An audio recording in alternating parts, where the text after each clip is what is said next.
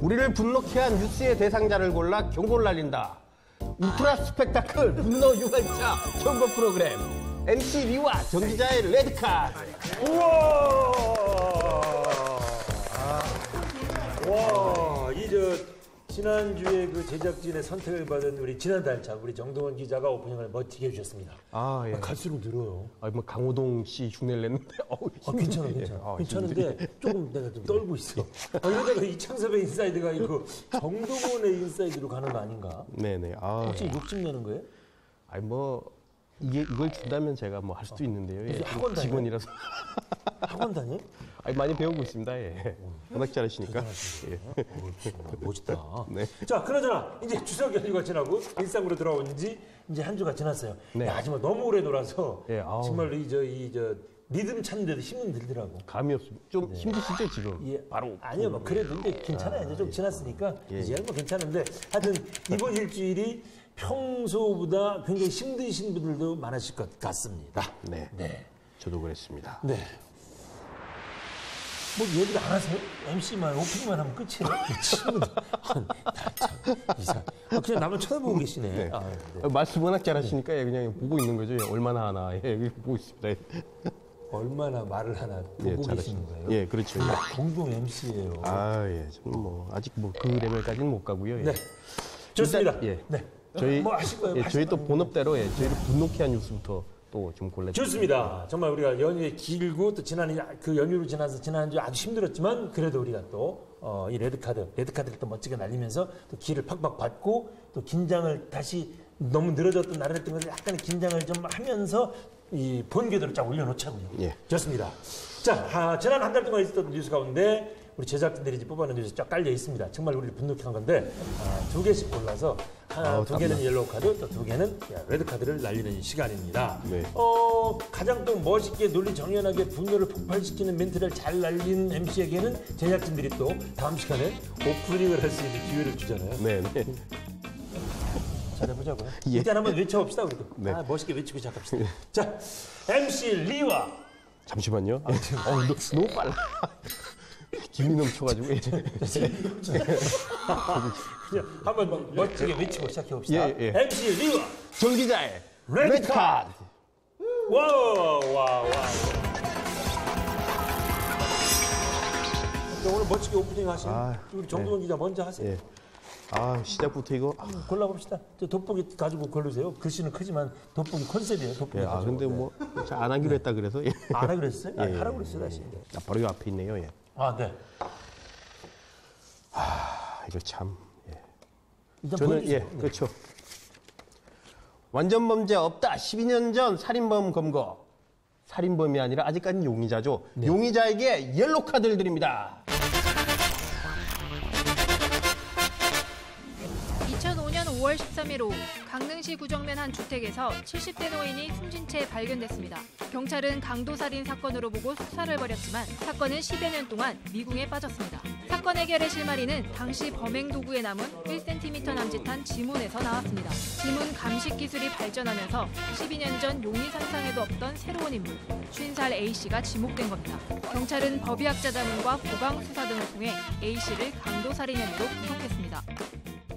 제가 이 기사를 이제 12년 전에 조금 이렇게 다뤘었던 적이 있어요. 저도 그때 경찰 12년 전에 네네. 이미 제가 그때 경찰 출입을 하던 기자라서 이걸 다뤘었는데 그때 이 사건이 미궁으로 빠져서 굉장히 좀 마음이 아팠었고 당시 만 69세니까 어떻게 보면 저희는 보통 70대 노파라고 이제 여성분이셨으니까 70대 노파로 표현을 했었는데 이 사건 당시에 그 가족들도 오해를 엄청나게 받았었어요. 왜요? 왜냐하면 그 지문이 나온 거라고는 가족들 그리고 이웃 이런 곳밖에 없었기 때문에 이제 아마 뭐 그분들도 다 용의 선상에 올려놓고 막 수사라고 그랬었는데 가족들이 겪었을 그 마음의 어떤 고통도 엄청난 범행이었었죠. 그러니까 이것이 결국은 참 이게 70이 되신 우리 70이 되신 그 힘없는 노인을 그것도 또 혼자 사시던 당시 혼자 사셨다면서요? 그렇죠. 그렇죠. 그분을 노리는 이제 범죄. 그래서 굉장히 그런 그 피해를 당하셨는데도 불구하고 범인을 잡지 못하고 그냥 미궁 속에 빠졌던 12년 동안 그런 그렇죠, 사건이었잖아요. 그런데 이 사건 같은 경우는 오히려 그 가족들도 고통이 심했고요. 그러니까. 더한 경우에는 사실상 당시로 봐서는 증거가 없었어요. 맞아요. 잡을 수 있는 증거가 없었는데 그러니까. 쪽지문이라는 게 네. 예, 쪽지문이라는 게 이렇게 지문의 어떤 일부라고 볼 수 있거든요. 네. 이제 그러니까 손가락 전체가 아니고 그 그쵸, 약간의 일부만 남아 있는 예. 찍혀 있는 지문을 그쵸. 가지고 범인을 찾아내는 그렇죠, 예. 과학 수사 기법이 이제 수준이 더 올라간 거예요. 12년 동안 예전엔 찾지 못했던 방법을 가지고 지금은 네네. 찾아서 아마 3,000개 지문을 그러니까. 대조를 했다고 하더라고요. 그래서 그 지문과 일치하는 지문이 있다. 어허. 그래서 이제 경찰들이 탐문수에 나선 거죠. 그 당시에 용의자로 추적되는 사람을 했더니 동종 전과가 있고 또 그때 알리바이가 맞지 않았다라는 점들을 다 토대로 해서 결국은 12년 만에 검거를 해서 한을 풀어드린 그런 사건이에요. 아유, 큰 당이죠. 그러니까 지금 좀 예. 설명을 좀 해주셨지만 그 과학적인 수사 기법이 발달한 것도 있지만 또 하나는 공소시효, 이 살인죄에 대한 공소시효가 폐지된 것도 큰 게 아닌가 싶어요. 그렇죠. 네. 이 태완이법 이제 태완 그 얼굴에 예, 일명 이제 태완이법이죠. 그렇죠. 예, 네. 염산 테러라 그래야 되겠죠. 네. 어떤 그런 당연 태완이 때문에 제정된 그 법 때문에 그 살인에 대한 공소시효가 사라져서 이 사건도 해결이 됐는데 물론 그로 인해서 지금 뭐 굳이 살인에만 한해서 네. 공소시효를 없애야 되느냐 아니다 뭐 성폭행이나 그러니까. 이런 것들에 대해서 또 말들이 나오고 있는 상황이죠. 맞아요. 그러니까 요즘에는 이제 한술 더 이제 올라간 네, 거죠. 그렇죠. 관심사가. 네, 네, 그러니까 왜 살인죄만 공소시효를 없애냐? 예, 예. 성 관련 범죄 네. 이런 것들도 다 폐지해야 되는 거 아니냐 이런 얘기까지 지금 나오는 그렇죠. 건데 예. 만약에 네네. 이 용의자 같은 경우도 공소시효가 있었다 그러면 네. 거의 포기했겠죠. 뭐, 잡지를 못했겠죠. 예, 예. 맞습니다. 저는 개인적으로는 사실은 지금 이게 이제 세상이 많이 바뀐 것도 있고 그래서 이게 이제는 그 살인죄뿐만 아니고 정말로 이 뭐 강간범이나 뭐 중요 흉악범들 이런 것들에 대해서는 전부 그 공소시효가 폐지돼야 되는 게 아니냐라는 생각이에요. 예, 저도 그런 네. 쪽의 생각을 가지고 있습니다. 예. 특히 뭐 5대 뭐 강력범죄라 그러고 네, 뭐 네. 강도, 네. 살인, 강간 이런 범죄에 대해서 강력범죄에 대해서만이라도 공소시효를 좀 물론 뭐 맞아요. 이제 법학자 그러니까 그러니까 법 쪽에 있는 그 학자들이나 아니면 법 쪽에 있는 분들의 생각은 또 뭐 다를 수도 있지만 예. 일반적인 국민적인 정서는 없어져야 되지 않느냐. 맞습니다, 맞습니다. 예, 그리고 범죄는 반드시 네. 단죄를 해야 합니다. 맞습니다, 예, 맞습니다. 예. 그런 의미에서 제가 이걸 골랐죠. 예. 멋있었습니다. 네, 네. 좋습니다. 고생 많으시고요. 이번에 제 수대로 좀 넘어가겠습니다. 네, 알겠습니다. 네. 자, 저는요, 어떤 사건을 제가 이 옐로우 카드를 날리고 싶냐면요. 요겁니다. 동해항 분진 집단 이주 요구 이 뉴스를 보도할 수밖에 없게 만들어 놓은 그렇죠? 정부에게 옐로우 카드를 날리겠습니다. 저거군요. 옐로우 카드. 정부에 옐로우 카드를 드립니다.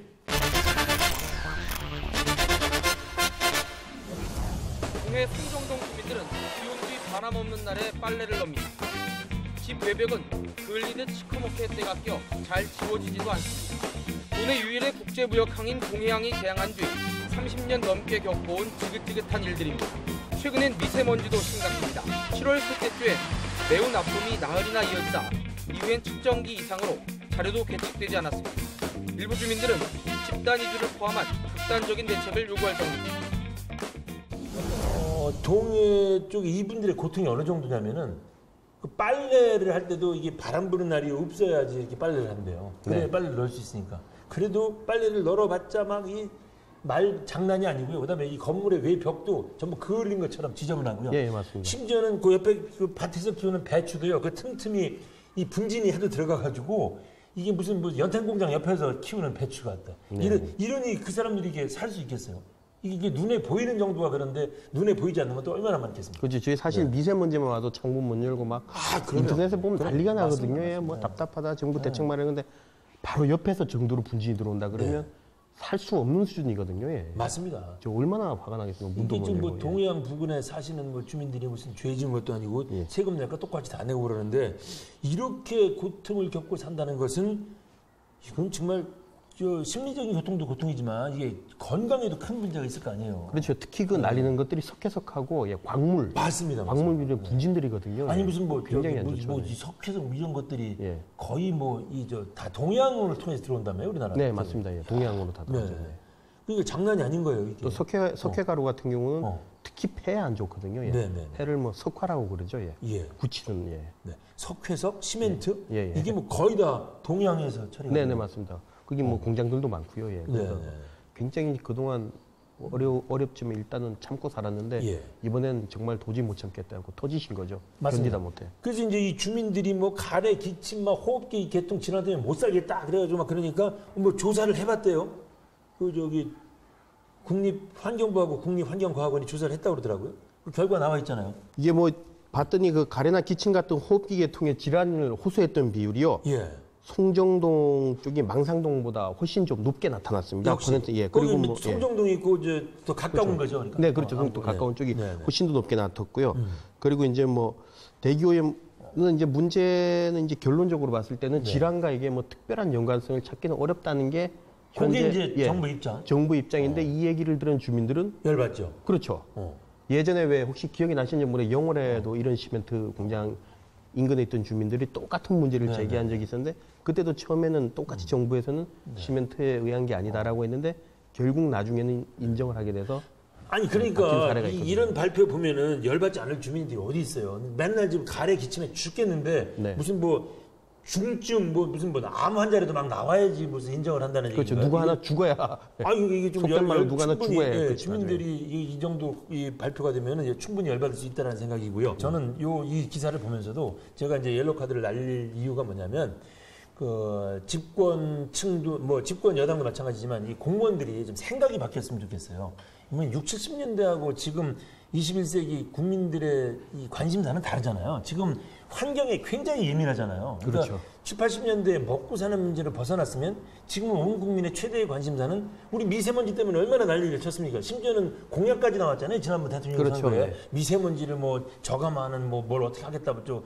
그런데 왜 이런 지역에서는 이게 뭐 국가적인 차원에서는 그걸 받아들이고 막 공약까지 세우면서 지역 주민들의 그 이런 이 민원은 왜 해결이 안 되냐 이거예요. 그러니까 이게 현실적으로 만약에 뭐 어떤 땅값이라든지 이런 집을 마련하기가 어렵다 그러면 네.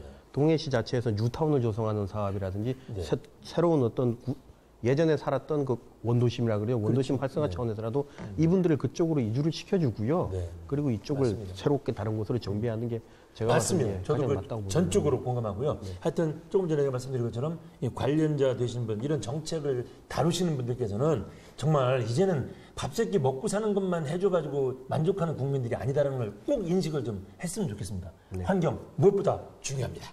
자, 우리가 옐로 카드는 여기까지 하고요. 네. 이번엔 레드 카드로 넘어가야죠. 네네. 벌써 옐로 카드로 우리가 벌써 이게 조금 죄송한 표현입니다만 뚜껑이 열릴 정도 열을 받았는데 네네.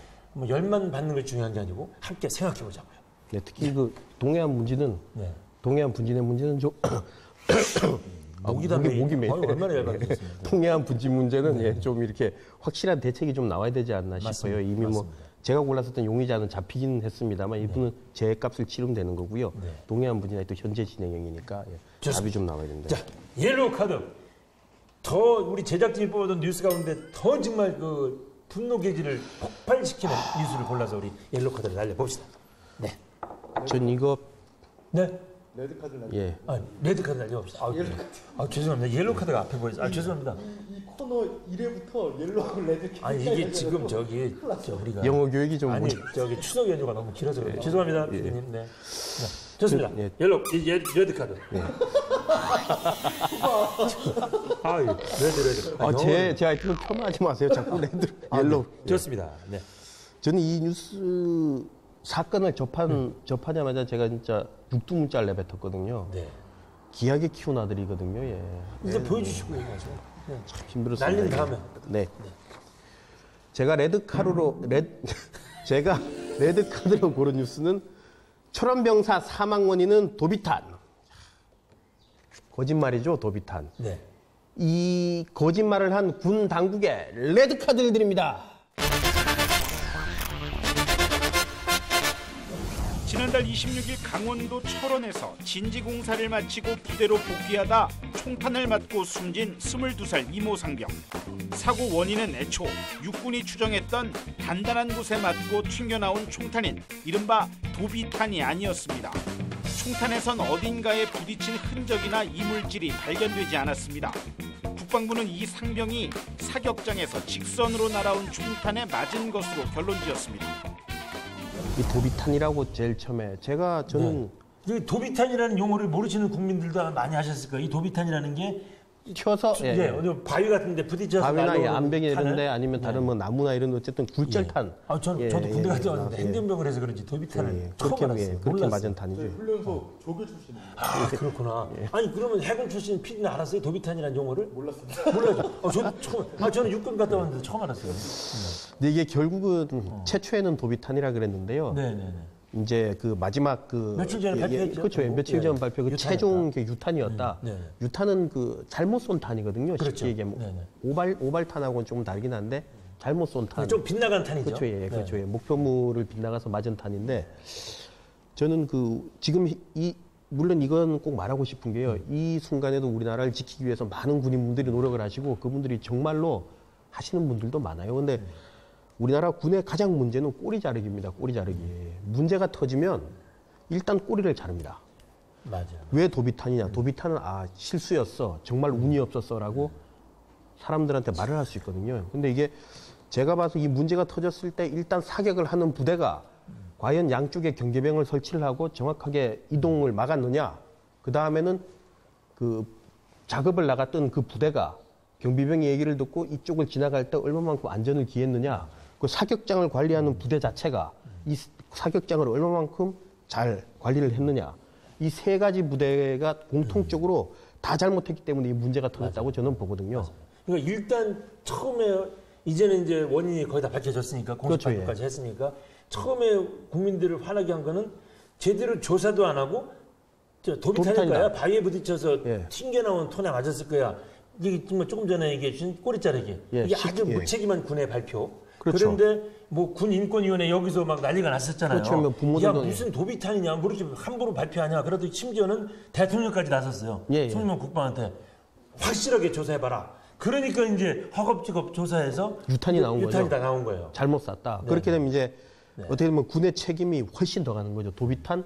그래, 도비탄이면 실수였어. 운이 없었어. 어떻게 다 그렇게 됐을까 정도로 이해가 됐겠지만 유탄은 명백한 맞아요. 통제가 실제로 그때 보면 경계병이 있었는데 경계병들도 자기들에게 주어진 임무가 뭔지 정확하게 받질 않아서 병력 이동하는 걸 막지 않았고 이쪽도 마찬가지로 노래를 틀면서 맞습니다. 사격을 하는데 지나갔다 그러고 사격장도 그거 보셨죠? 뉴스에서. 아니 그러니까 저도 그게 더 또 화나게 하는 거예요. 바로 그 부분이. 이거 지금 여기서 이렇게 총을 쏘는데 표적지가 저기 있는데 그 표적지 조금 위로 병사들이 지나가는 거예요. 다른 부대 병사들이. 총구를 1.5도만 들면 네. 400m에서 맞을 수 있는 구도거든요. 아니 그런 사격장이 어떻게 있을 수가 있습니까? 난 이해를 못 하겠어요. 근데 문제는 이 사건 이후에 살펴보니까 우리나라에 그런 사격장이 아직도 수십 군데가 더 있는 것으로 밝혀졌죠. 저는 그 마지막으로 정말 그 제가 레드 카드를 드린 군 당국에게 말씀을 드리고 싶은 건요. 정말 자기 아들처럼 병사들을 좀 생각을 해 주신다면 자기 아들처럼 생각해서 뭐 애들 저기 공간 정보 마음대로 다루. 자기 아들처럼 생각하지 마시고요. 귀중한 나라의 생명들입니다. 이렇게 생각하셨으면 좋겠습니다. 그렇죠. 예. 정말 한 명 한 명에 대해서 귀중하게 좀 그리고 그럼요. 나라의 미래인데요. 그리고 군인이 죽을 곳은 적과 싸우다 죽어야지 이렇게 죽어서는 안 됩니다. 네, 좋습니다. 이번엔 제 차례입니다. 네, 네. 자, 여기 와 준비하고 돼 있네요. 바로 동해 지역 특수학교 설립 난항. 이 동해 지역에 특수학교 설립하는 것을 반대하고 있는 주민들에게 레드 카드를 날립니다. 강원도교육청은 동해 시민과 학부모, 관계 공무원 등 100여 명이 참석한 토론회를 개최한 결과 특수학교 설립의 참석자 모두가 설립에 동의하고 동해교육지원청과 시청, 시의회, 관련 단체 협의회를 만들 것을 주문했다고 밝혔습니다. 하지만 설립을 반대하는 주민들은 아예 토론회 참석을 거부해 반쪽짜리 토론에 그쳤습니다.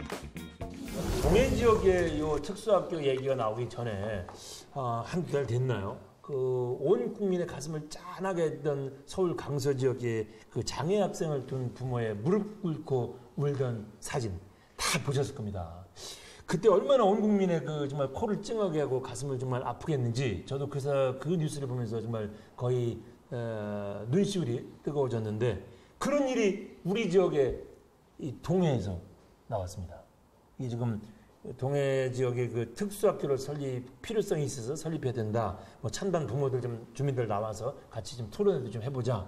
또 공감대를 좀 형성해보자라고 하는 자리를 만들었는데 반대측 주민들이 모두 싹 불참했대요. 네.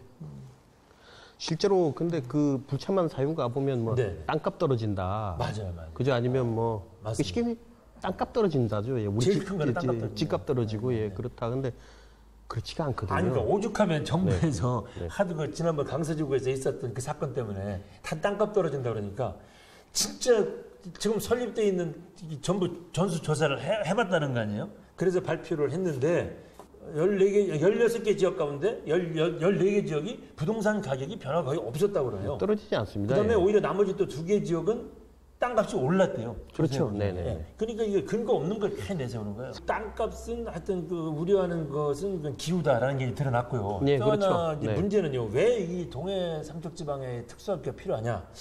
그 조사 제가 한번 들어가서 봤더니 동해 삼척 지역의 장애 학생이 한 70명인데 이게 지금 그 지역에 장애 특수학교가 없어서 강릉이나 태백으로 학교를 다니는답니다. 네. 하루에 2-3시간씩 걸린대요. 2-3시간씩.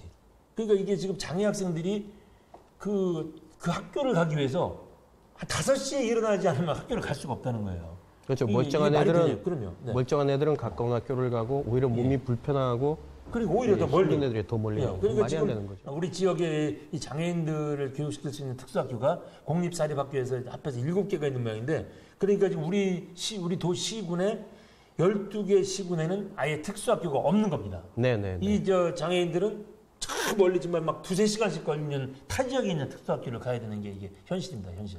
제가 네. 뭐 제 사적인 얘기를 좀 하면 제 주위에도 이런 그 부모들이 좀 계세요. 그래서 제가 네. 평소에 좀 관심이 있거든요. 예. 그 부모들하고 저녁에 이제 맥주를 한잔하면서 얘기를 들으면 눈물로 얘기를 합니다. 아파 보지 않은 아이를 가진 부모들은 마음을 모른다. 맞습니다. 그때 제가 이 뉴스를 봤거든요. 무릎을 꿇으시는 걸 보고 제가 그분의 그 뉴스를 접하기 전에 이미 이런 분들하고 얘기를 많이 해봤기 때문에 관심도 있었고 또 이런 거 집값이나 땅값이 떨어지지 않는다는 이유도 그분들의 얘기를 통해서 충분히 들었거든요. 그리고 같은 부모라면 어떻게 좀 그렇게까지 갈아맞고 이런 거 안 좋지 않냐 보고요. 특히 가장 문제는 동해시입니다. 행정기관은 갈등을 조정해야 될 의무가 있는데 이번에 보면 거의 뒷짐을 지고 거기 있어요. 나오지도 않았다면서요? 그러니까요, 예. 토론회. 그렇죠. 주민 그래 둘이서 싸워서 합의를 봐서 들어와라. 우리가 뭐 해줄 수 있는 게 법적으로 아무것도 없다.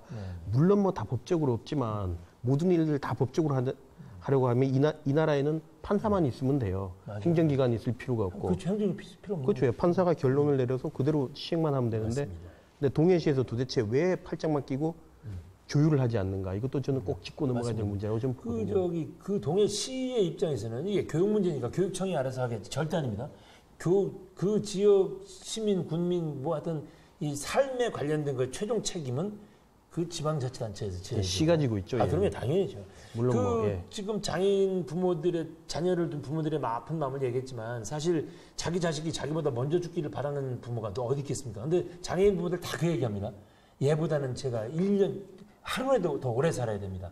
그러니까 얘 케어해주는 뒷바라지해주는 것이 자기가 없으면 누가 해주겠냐 이런 마음 때문에 하는 얘기인데 사실 그 말 자체가 정말 가슴 짠하게 하는 얘기 아니에요. 그죠? 그렇죠. 예. 네, 참. 혹시나 이 방송 보시고 네네. 또 뭐 저희 둘에게 니들 집 앞에 만든다면 어떻게 하겠냐라고 말씀하시는 네네. 분이 있잖아요. 저는 만들라고 할 겁니다. 예. 저도 그렇습니다. 좋습니다. 오히려. 예. 제가 사는 동네에서도 지금 학교 부지가 하나가 있는데 그 시에서 자 특수학교를 좀 짓면 안 될까라는 의견이 살짝 흘러나왔던 모양입니다.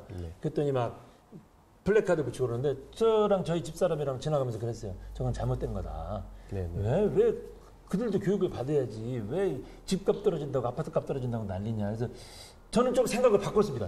저는 그런데 우리 국민들도 좀 같이 좀 생각이 바뀌었으면 하는 마음. 저희가 저 레드카드 기사 그 마지막으로 동해 지역 특수학교 설립 난항을 뽑으면서 같이 좀 생각을 해보는 시간이었습니다만은 정말로 모두가 더불어서 같이 잘 사는 사회 이런 사회가 만들어야 될 목표점이잖아요, 그죠? 네. 그런 나라가 될 수 있도록 좀 조금 성숙된 시민의식을 가졌으면 좋겠다는 의미에서 함께 이미 지나간 뉴스들이지만 저희들이 한번 다시 보면서 레드카드, 옐로우카드를 날려봤습니다. 이야, 이제는 우리 또 제작진의 선택을 받아야 되는 이번에 우리가 또 높게 평가를 받으면 다음 달 시간에 오프닝을 멋지게 할 수 있습니다. 저는 메인 MC로서 자존심이 걸려 있습니다. 자, 긴장되는 시간. 자, 매번 하듯이 두 분의 매력을 드리겠습니다. 근데 뻐렁하지 말고 딴 걸로 매력. 지난주에 봤을 때 되게 흉하던데. 자, 메로크리 시간 시작. 아, 똑같아 그냥. 딴 거. 나 뭐야 이거 내 나이에 이 나이에 지금. 환갑. 정말 내 선배님 보고 내가 한다 진짜. 네. 하세요. 하세요.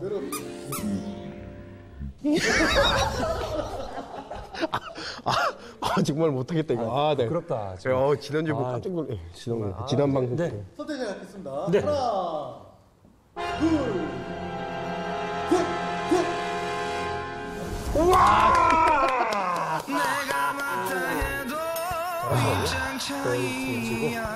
오늘 보니까 아이템은 좋았는데, 야, 공진단해졌네 아주. 됐는데 내가 보기에는 치고 들어올 때 못 치고. 네, 아이템은 정말 좋았는데, 야, 오늘 파이팅이. 아니야, 좀 하면 돼. 좋습니다.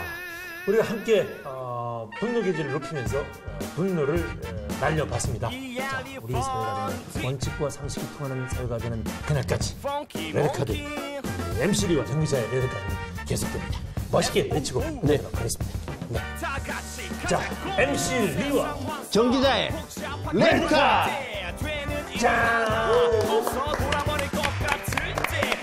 너무 슬퍼하지 말고 승자의